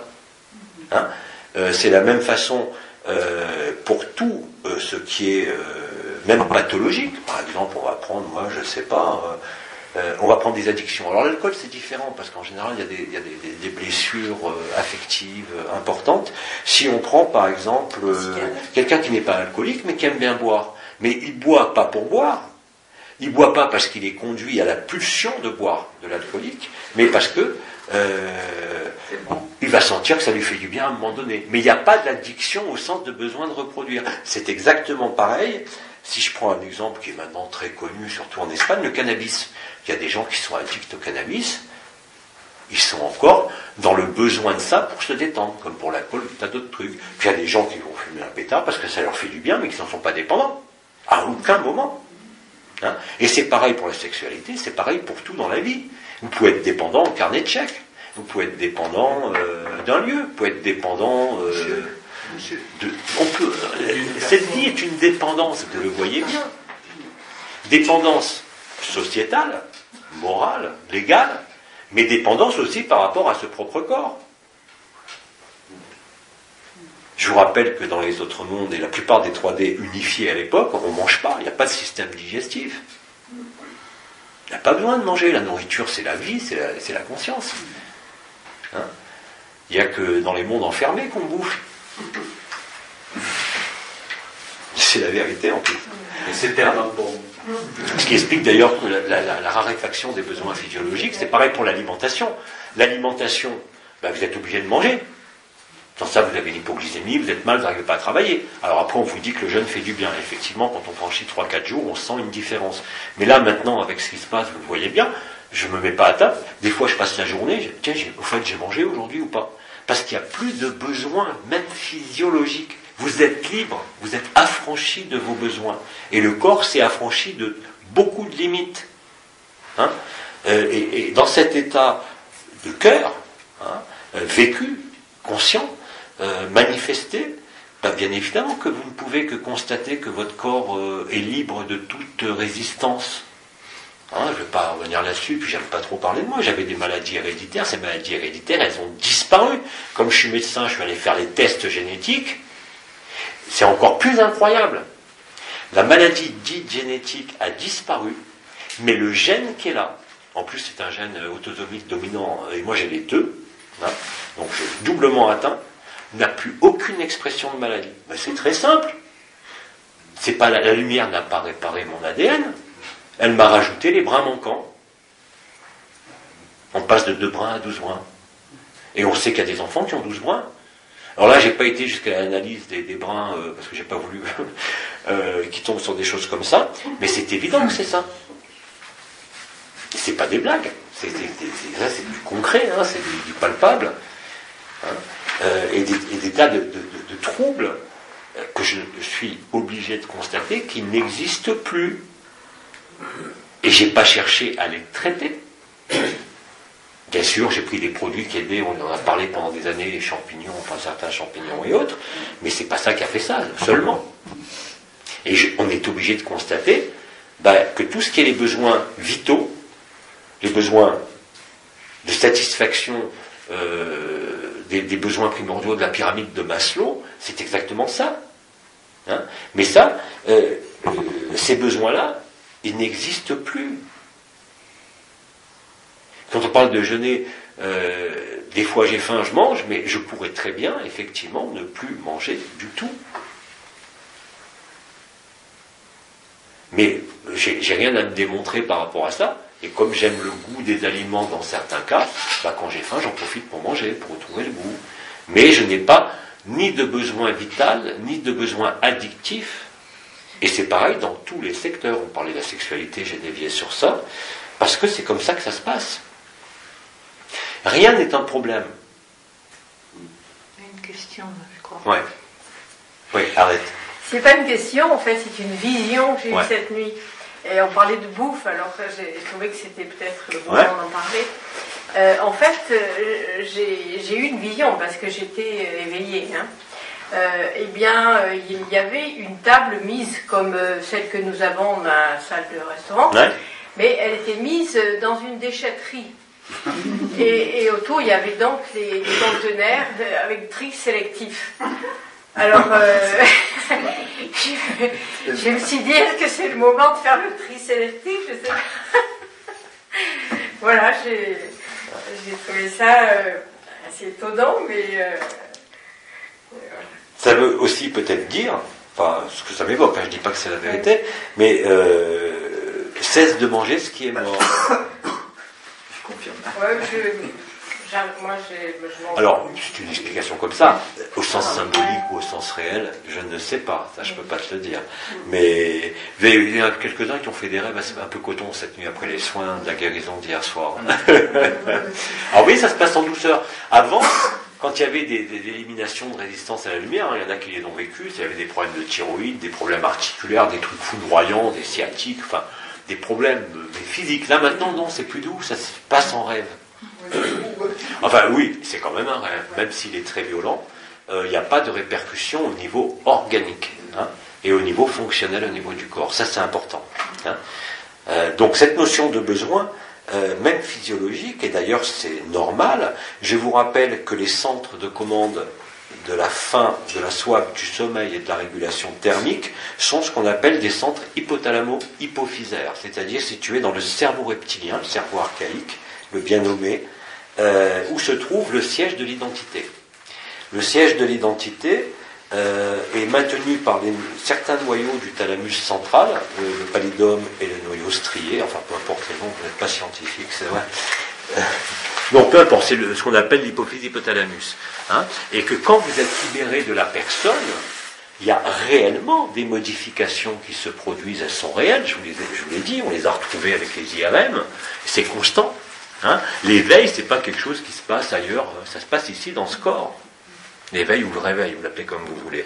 Et il y a des marqueurs biologiques, il y a des marqueurs neuroanatomiques, et il y a des marqueurs au niveau de l'imagerie fonctionnelle, c'est-à-dire le fonctionnement du cerveau. Les zones qui se mettent à travailler ne sont plus les mêmes. Hein, je vous l'ai dit par rapport au circuit de la récompense et de la punition en différents satsangs, mais pas seulement au niveau du néocortex. Vous avez les zones Ikenunk qui se correspondent à l'ère du langage, l'ère de Wernicke, de Broca, et la scissure de Sylvius de l'autre côté, tout le cortex sensitivo-moteur, qui sont situés sur Ikenunk, très précisément, qui se modifient. On le voit au scanner, on le voit à l'IRM, on le voit à l'électroencéphalogramme. C'est pas une vue de l'esprit, les étoiles, hein, c'est une réalité concrète. C'est des noyaux centraux au niveau du néocortex. Là, par contre, on revient à cette notion-là, sur cette notion de désir, d'appétence et tout. Tout est issu de l'idée d'être une personne. On sait aujourd'hui qu'il y a des antéogènes, qui sont des molécules pharmacologiques maintenant, qui sont capables de briser, mais en l'espace de 10 secondes, vous n'avez pas le temps de faire l'injection de DMT, vous n'êtes plus une personne. Vous n'avez plus le temps de tirer une table de Salvia divinorum, vous n'êtes plus une personne. Hein, avec des effets connus et reconnus en médecine aujourd'hui, en particulier tout ce qui est problème psychologique, tout ce qui est problème psychiatrique, tout ce qui est dépression, tout ce qui est même endogène, tout ça est balayé par une injection de DMT. Définitivement, hein, parce que les essais, ils ont déjà 10-15 ans. Hein. Le seul problème qui les emmerde, c'est qu'ils ne peuvent pas breveter, c'est une molécule naturelle. Et vous savez très bien que tout marche par brevet. Hein. Vous savez que tous les produits de cancérologie sont issus quand même de pharmacologues un peu véreux qui sont allés en Amazonie et au Brésil enquêter chez tous les sorciers, rebouteux et guérisseurs et qui ont piqué toutes les plantes. Et ça existe encore de nos jours. Hein, parce que moi, quand j'avais été au Brésil la dernière fois chez Joao, on avait rencontré dans un village quelqu'un qui nous disait qu'il était pharmacologue, parce que les pharmacologues cherchaient à identifier une molécule. Ils ont une plante là-bas et qui fait des petits fruits bizarres, on dirait des capsules en plastique avec un liquide à l'intérieur. Tous les problèmes oculaires, ils les traitent avec ça. Soit le glaucome, cataracte et tout, avec des résultats insensés. Ça n'existe qu'au Brésil. Comme le champignon du soleil, par exemple. Hein. Le champignon du soleil, je ne sais plus son nom. C'est pas des ricioques.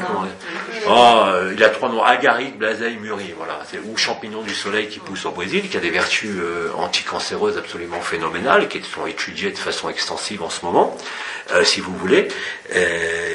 À l'époque, récemment, hein, il y avait des pharmacologues qui sont encore en train de parcourir toute l'Amérique latine et Madagascar aussi, pour enquêter, pour trouver les plantes traditionnelles. Par exemple, pour le cancer du sein, on a traité le cancer du sein avec du tamoxifène. C'est quoi le tamoxifène? C'est de l'extrait d'if.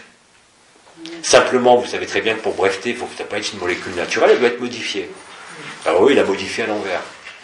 Je vous avais montré les effets Kirlian à l'époque, vous voyez l'effet d'un médicament. On vous donne un médicament pour le cœur, ah oui, il agit pour le cœur. Mais il détruit autre chose en échange, toujours.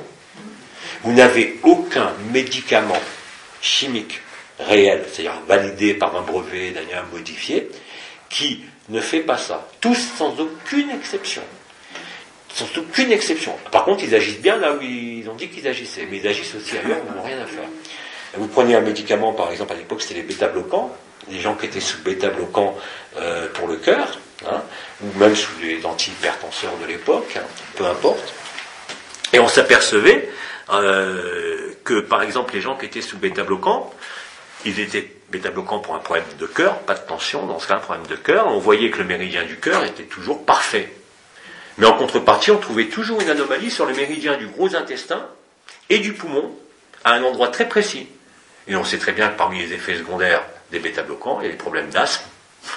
Donc, systématiquement, un médicament chimique vous fait du bien sur sa cible, mais détruit autre chose. C'est impossible autrement. Et c'est systématique. Pour toutes les molécules. On n'a pas toutes testées, mais on en a testé pas mal à l'époque. Hein. Et c'est constant. Constant. Chose que vous n'avez pas, bien sûr, avec les molécules dites originelles. Hein. Pourquoi on parle de ça, d'ailleurs? On était dans le besoin, oui. Cette notion de besoin, d'addiction et autres. Ce qui veut dire qu'il y a réellement, par rapport à cette question, je termine là-dessus, il y a vraiment une chimie de la joie, une chimie de l'amour qui est réelle. Elle est tout à fait réelle, elle a été repérée par les neuroscientifiques, et elle est repérée maintenant au niveau pharmacologique. Hein, vous avez des hormones, par exemple, dans la première phase de l'éveil, qu'on appelle l'activation de la Shakti, l'activation des couronnes du haut.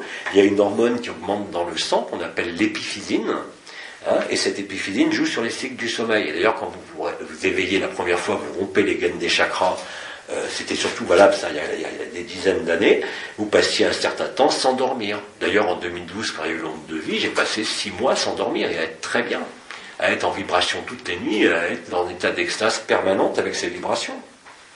Et sans avoir aucune fatigue, ni aucun besoin de dormir. C'est pas moi qui l'ai décidé, c'est mes hormones. Et c'était lié justement à quelque chose qui s'était passé avec l'onde de vie. Hein. Donc il y a des modifications neuro-humorales, il y a des modifications physiologiques, bien évidemment, hein, qui surviennent.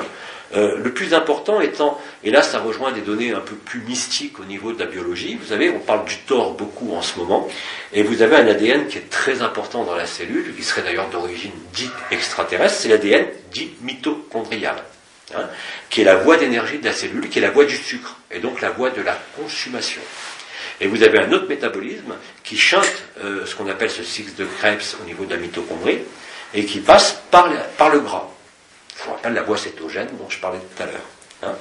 Et quand vous faites ce régime cétogène, ou quand la lumière vous investit au niveau cellulaire, et non plus seulement en périphérie, sur les chakras, les portes et les étoiles, quand votre conscience, donc, qui est logée, la conscience d'éternité au cœur du cœur, est touchée par la lumière, parce qu'elle a fait toute la périphérie, elle est rentrée, elle a tout transformé, et bien vous observez des modifications, quand je le dis à tous les niveaux, ça se situe même sur l'électrocardiogramme, et ça on les a vérifiés à l'époque avec une équipe de recherche, hein, où il y avait Patrick Drouot, Jacques Donars à l'époque qui est mort, et des moines tibétains, où on faisait des morts renaissances, et on observait les modifications du signal à l'électrocardiogramme qui signaient l'état mystique.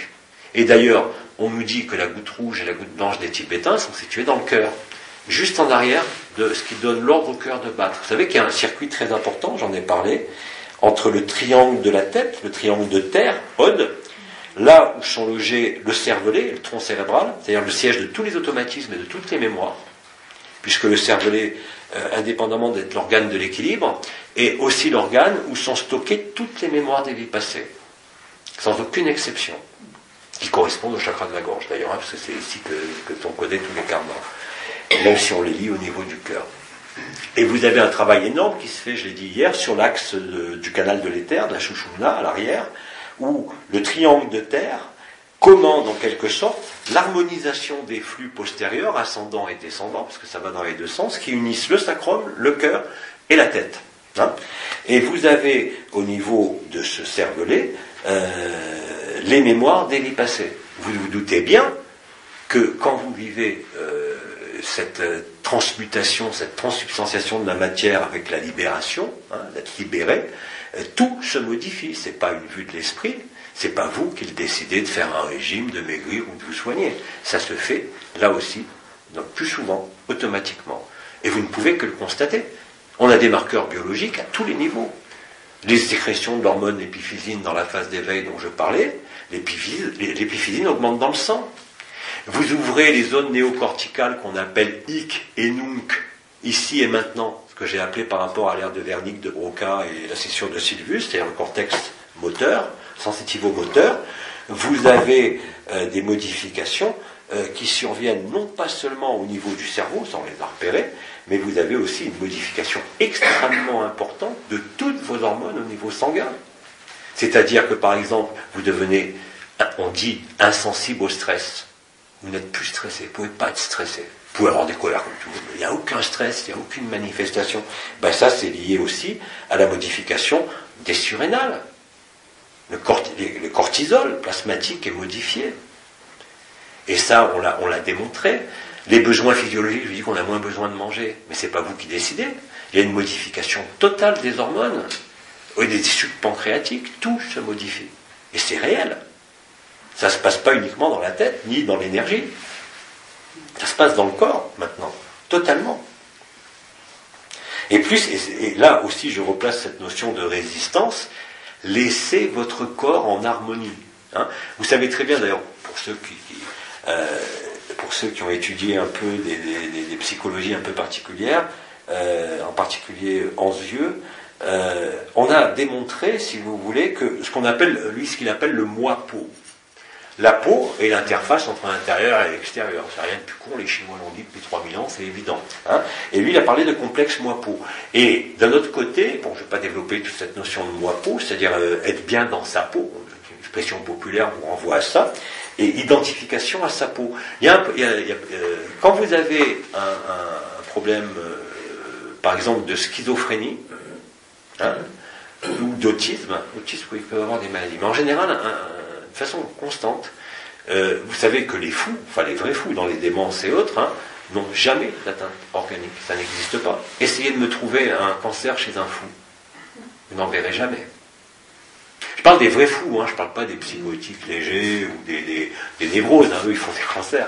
Là je parle vraiment dans des diagnostics comme ça posés qui sont réels et concrets, le cancer ne peut pas exister. Parce que c'est des gens dont le système n'est plus verrouillé par les mémoires.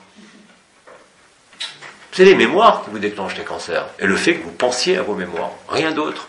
Alors bien sûr, ça a été aidé par l'alimentation, par les ondes, par les vaccins, par les produits chimiques. Hein, parce qu'il n'y avait pas de cancer avant le 19e siècle. Ça n'existait pas. Donc bien évidemment que les pesticides, les aliments, enfin tous ces aspects environnementaux sont majeurs maintenant. Mais au départ, non. Donc on a fragilisé l'être humain avec les pesticides, avec tout ce qu'on peut imaginer, hein, l'aluminium, les métaux lourds, enfin, donc il est devenu plus sensible.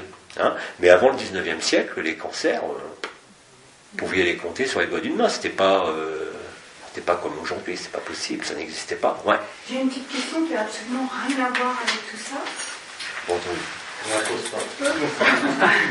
Elle dit qu'elle a une question qui n'a rien à voir avec tout ça.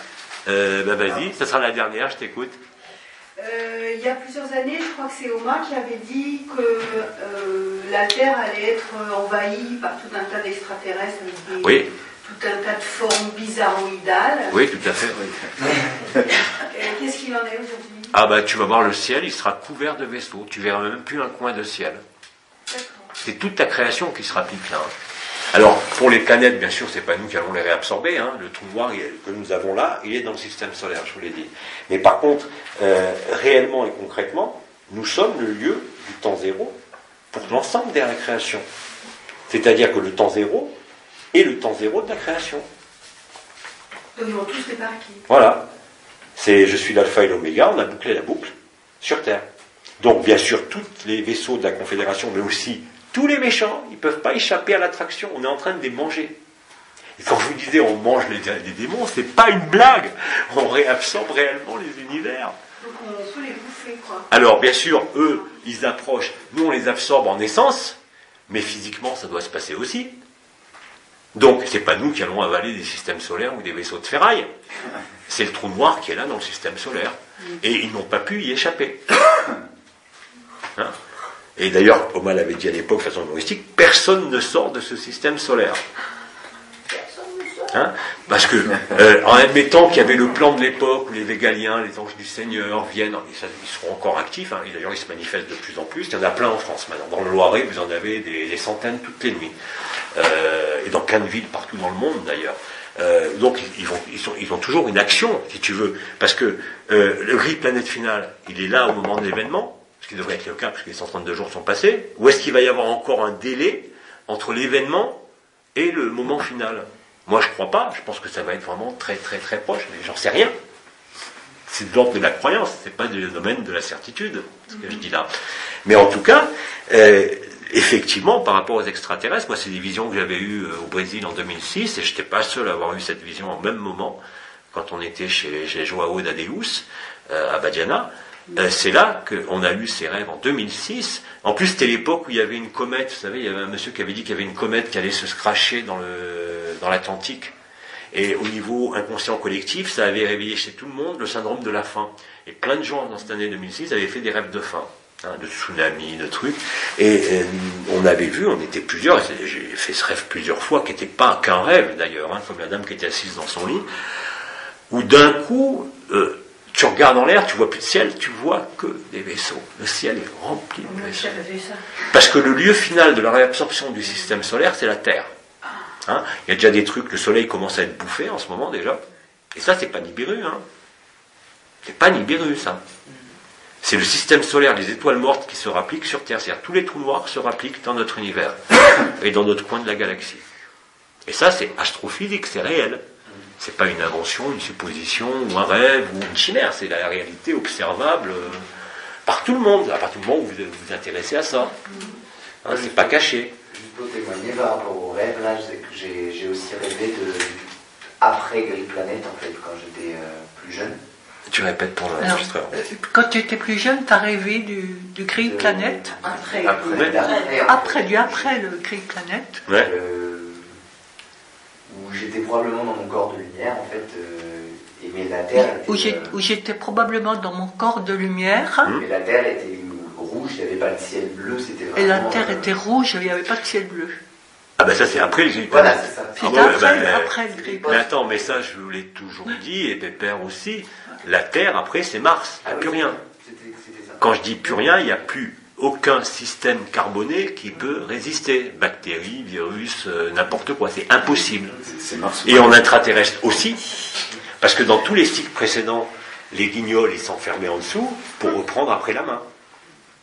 Hein, parce que Nibiru, le vaisseau des Anunnaki, recourbait l'espace-temps, alors que là on est dans le dépliement de l'espace-temps. C'est-à-dire qu'on rembobine un film, t'imagines un film de cinéma, c'est une bobine, hein, et que le point du début du film il est en haut, et que le point central c'est la fin du film. Mais il faut que l'un et l'autre s'inversent. Le début et la fin, l'alpha et l'oméga, hein, comme il a dit le Christ, l'alpha et l'oméga, bon c'est la même chose. C'est la même chose. Mais c'est réellement ce qui se passe. Donc si on rembobine le film, bah bien évidemment qu'il peut y avoir que des trous noirs dans notre système solaire. C'est pas uniquement l'action de Nibiru là. C'était pas prévu ça. Même dans le plan de la Confédération intergalactique. Ça s'est produit là. Voilà, c'est conjoncturel. Et cette conjoncture, elle est tout à fait réelle par rapport à l'histoire de la Terre, par rapport à l'ensemencement de vie, voilà 20 millions d'années par les mères généticiennes de Sirius, avec le cristal bleu de Sirius, et pour toutes les formes de vie qui existaient avant, bien avant ces 20 millions d'années.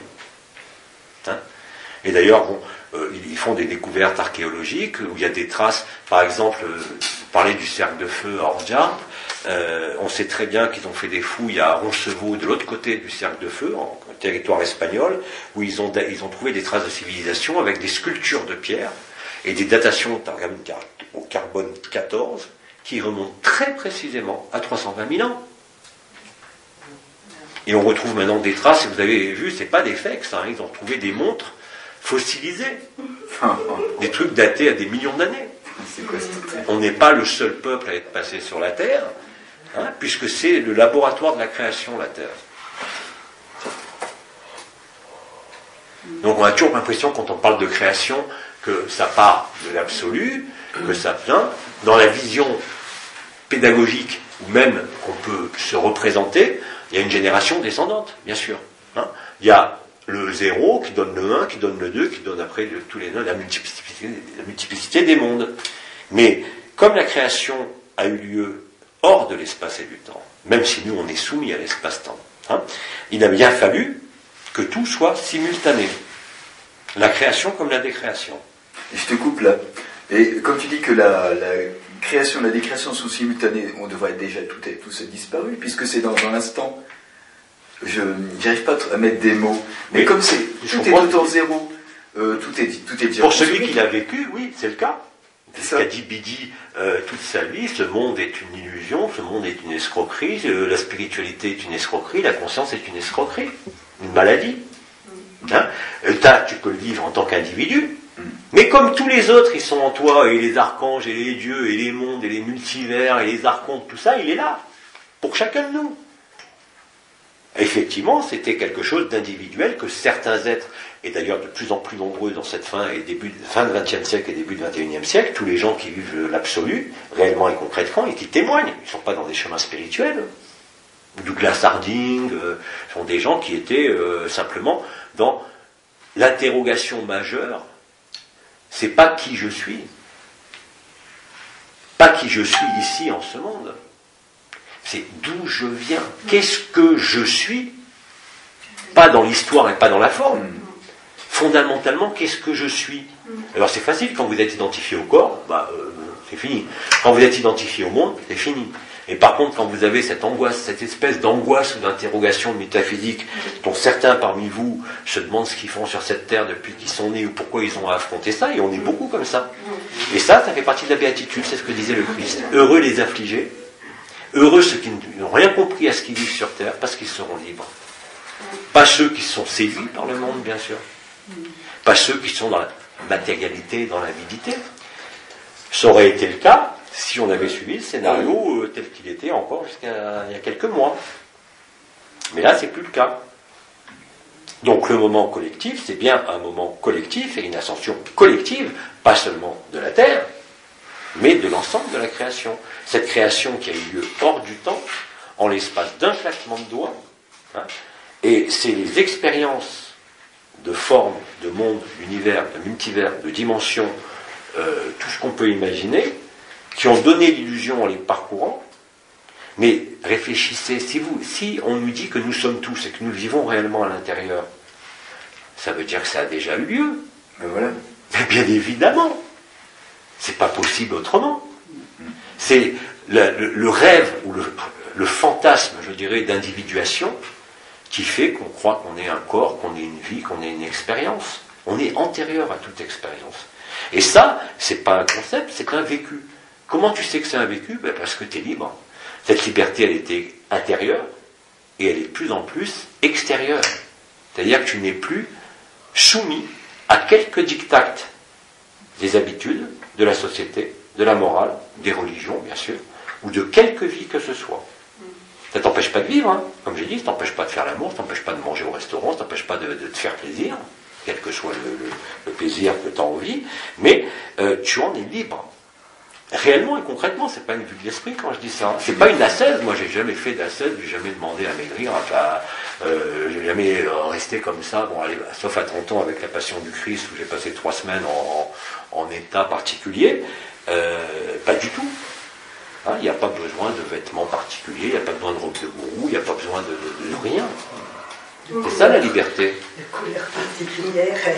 Quand tu parlais tout à l'heure que le carbone doit disparaître, ouais. Le carbone, si on disparaît tout, le silice aussi, puisque Le carbone, c'est l'apanage du système vivant. On est d'accord. Tout est carboné dans ce moment. Oui. Voilà. Quand tu vas sur Mars, c'est que de la silice, il n'y a pas de carbone. Oui, donc eux, ils disparaissent aussi ou ils disparaissent Ah oui. pas? Ah oui, ça disparaît. Il n'y a plus rien. Non, mais justement. De toute façon, il y a plus... Quand je dis il n'y a plus rien, on a l'impression que c'est linéaire aussi, parce que nous, on l'attend dans le temps, puisqu'on est soumis au temps. Mais comme je vous disais, ça a déjà eu lieu. La création est un mythe. Je dis même pas une anomalie, parce que les mères généticiennes, quand même, elles ont permis d'expérimenter la conscience. Mais antérieurement, j'ai pas d'autre terme, c'est pas antérieur, mais avant la création, celui qui a vécu toute la création, c'est pas Marie, même si elle a accompagné toutes les créations, elle est obligée. Dès que vous créez quelque chose, vous l'accompagnez. Mais il a fallu qu'il y ait bien quelque chose antérieur à la conscience qui demeure lucide sur ça. Bah, c'est ce qu'on appelle là-bas, c'est pas moi, hein, parce que moi je suis incarné depuis... pas moi, ici, mais moi là-haut, oui. Ici on est tous, que je vous dis. Donc il y a bien une forme d'intelligence, on va l'appeler, c'est même pas une conscience, c'est une forme d'intelligence. Hein. C'est ce qu'on appelle la meilleure reproduction qu'on ait dans l'arbre séphirotique, on dit que c'est Ein Sof Haor, ce qui est au-delà de la lumière, c'est la Séphira Bina, c'est-à-dire ce qu'on appelle l'intelligence créatrice ou la nébuleuse spirale, hein, qui est la composante féminine de la création. Et cette composante féminine, effectivement, il n'y a pas de créateur, ça ne peut pas exister. Il ne peut exister que des créatrices. Un homme, il ne peut rien créer. Il a fallu d'abord qu'il y ait une création. Et la création, elle ne passe pas par lui. Et il faut admettre et se le représenter, même si vous n'êtes pas capable de le vivre, parce que c'est la vérité, qu'il y a une intelligence, je ne parle même pas d'identité là, ni d'Abba, mais une intelligence qui a préfiguré ce qu'on appelle la création. Cette création s'est déployée en un instant, en fait ce qu'on appelle le Big Bang. C'est pas le début de la création. C'est ni le début ni la fin. C'est la résultante. Ouais. C'est la fin. Inverser les choses. Ouais, il faut inverser. Il n'y a pas un Big Bang qui a créé la vie. Par contre, il y a un gros Big Bang qui terminera la création, qui la terminera selon l'illusion dans laquelle on vit. Hein. Mais cette intelligence qui est antérieure à la création, elle a émergé en tant qu'Abba. C'est-à-dire qu'elle est antérieure au miroir, ce que j'avais expliqué par rapport au miroir de Van Allen. Et ce n'est pas une entité, c'est une intelligence. Cette intelligence, elle n'est pas artificielle, elle est naturelle. C'est exactement l'antithèse de ce qu'on appelle l'intelligence artificielle. C'est-à-dire l'intelligence des machines, qui est basée sur les algorithmes, hein, et qui est basée sur des circuits électroniques. C'est une intelligence naturelle, c'est ce qu'on appelle l'intelligence de la lumière. Et c'est pour ça que depuis hier, je vous dis tous que vous êtes l'intelligence de la lumière. Vous n'êtes que ça. C'est-à-dire que vous n'êtes pas l'émetteur, vous n'êtes pas le récepteur, vous êtes ce qui est entre les deux. Vous êtes ce qui supportez l'information. Et nécessairement, toute l'information est en nous. Aussi bien du temps zéro, c'est pour ça qu'on l'a appelé le serment et la promesse. C'est antérieurement à la création. Il fallait à un moment donné se rappeler que c'était un rêve. Et c'est en ce sens que les archontes, on peut les bénir. Parce que s'ils n'étaient pas là pour nous faire souffrir, ben ça aurait pu continuer encore longtemps le rêve. Hein. Parce que c'est vrai que la vie est agréable ici. Je ne parle pas de la société, je ne parle pas de la Terre dans les circonstances actuelles, mais c'est la plus belle des créations, la Terre. La plus belle. Il n'y en a pas de plus belle.